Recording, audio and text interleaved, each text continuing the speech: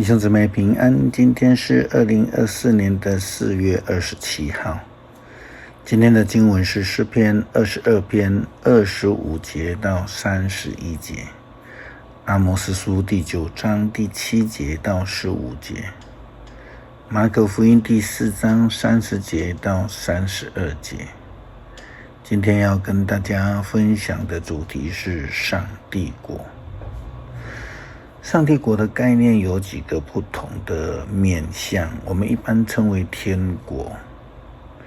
大部分的人认为这是一个死后的世界，是上帝预备美好的处所。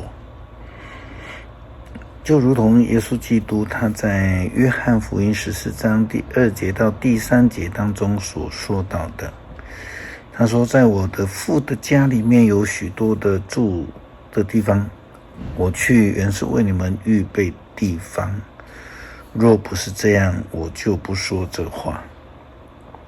我去为你们预备地方以后，要再回来接你们到我那里去。我要使你们跟我同在一个地方。上帝国也在地上，如同主祷文的祷告，他说，愿你的国降临，你的旨意行在地上，如同行在天上。上帝国同时也指的是上帝所赏赐的国度，我们说是以色列国或是应许的国度。上帝国更是指着一群相信上帝、跟随上帝，并且愿意遵守上帝诫命的一个信仰团体。但是呢，要记得，一旦这一群人离开了上帝的道路，就将如同迷失的羔羊，失去了上帝的保守。先知阿摩司在阿摩司书第9章第7节到15节这样的谈到，上主说，以色列人啊，我关心古时人，正像我关心你们一样。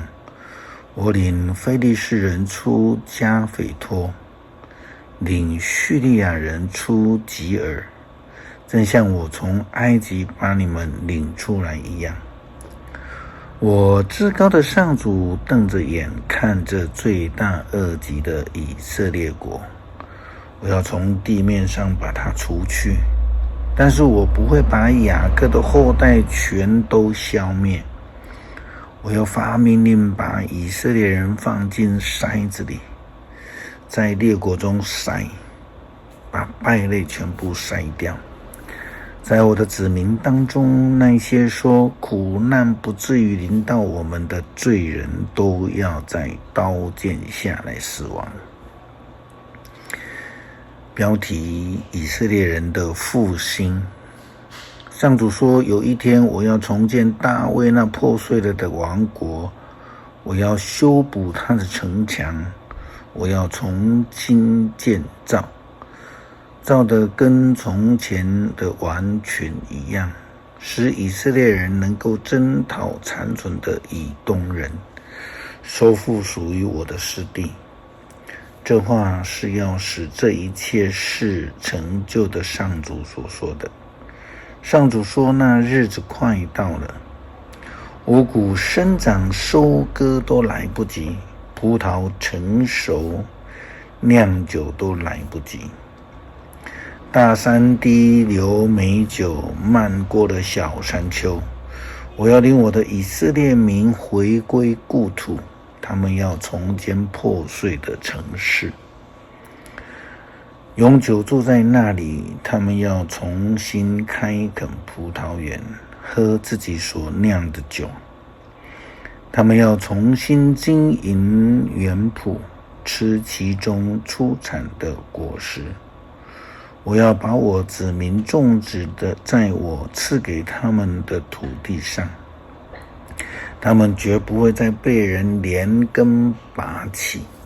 上主你们的上帝这样宣布了。以色列人若是能够回转向上帝，就不会再被除灭，因为败类已经在惩罚当中被筛掉了。他们将要重新被建造，上帝的国度将要再度的恢复成原来的形貌，有原来的次序，有上帝保守与赐福，将要有满满的收成，就如同上帝应许的国度一样。正如同前面所讨论的，上帝的国在世界是一群相信的人聚集在一起，一起跟随上帝，一起遵守上帝的诫命。马可福音第4章30节到32节，耶稣基督告诉我们，上帝的国像什么？他说，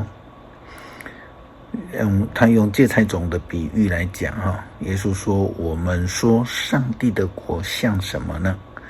我们用什么来比喻来说明它呢？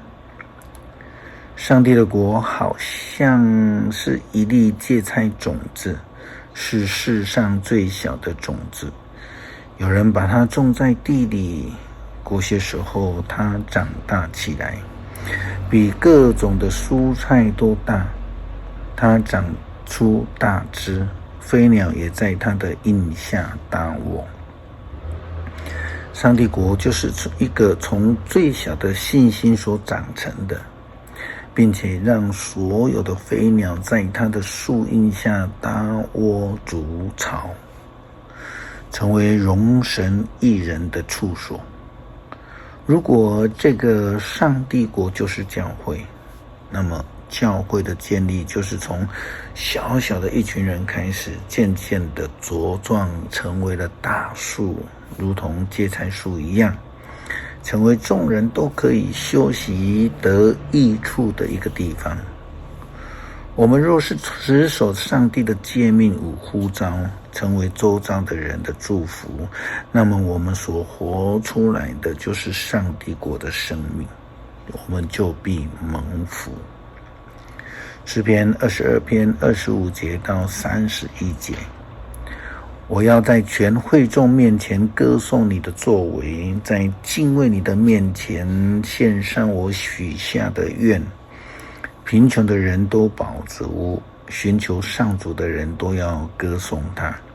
愿他们的心永远愉快，愿地上万国牢牢记住上主，皈依他，愿万族都敬拜他。